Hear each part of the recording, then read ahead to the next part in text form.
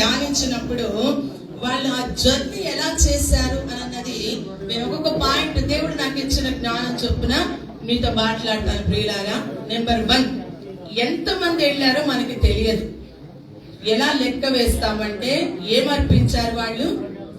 బంగారము, సాంబ్రాణి, బోళం. అందుకని 3 వ్యక్తులనే మాట్లాడుతూ ఎంతమంది జర్నీ చేస్తారో మనకి తెలియదు. కానీ వాళ్ళు ప్రయాణం చేశారు. ఈ ప్రయాణంలో వారిలో మొట్టమొదటిగా కనపడింది ఏంటో చెప్పనా నేను? యూనిటీ, ఐక్యత కనపడింది. ఎప్పటి వరకు తెలుసా? దగ్గర 2 years వాళ్ళ జర్నీ. దినాలలో సంఘాలలో ఈ ఐక్యత తగ్గిపోతుంది. ఈ ఐక్యత అనేది తగ్గిపోతుంది.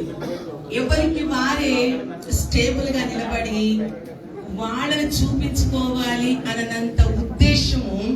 నేనేమి ఇక్కడ సంఘమో లేకపోతే పాస్టర్ గారు ఇక్కడ కష్టపడి కట్టారు కదా సంఘాలు, ఈ సంఘాలలో కాదు, యావత్ ప్రపంచంలో సంఘాలలో ఉన్న స్పిరిట్ ఇది.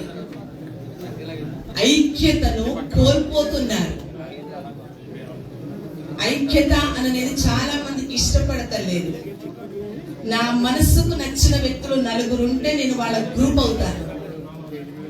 ఇంకొక 4 వాళ్ళకు నచ్చినట్టుంటే వాళ్ళు గ్రూప్ అవుతారు. అది సంఘము అని అనిపించుకోను. హల్లెలూయా. సంఘము అని అంటే బాగా అర్థం చేసుకోవాలి.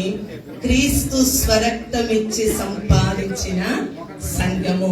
సంఘాన్ని ఎవరైనా డిస్టర్బ్ చెయ్యాలి అని అంటే దేవుణ్ణే డిస్టర్బ్ చేస్తున్నారని అర్థం.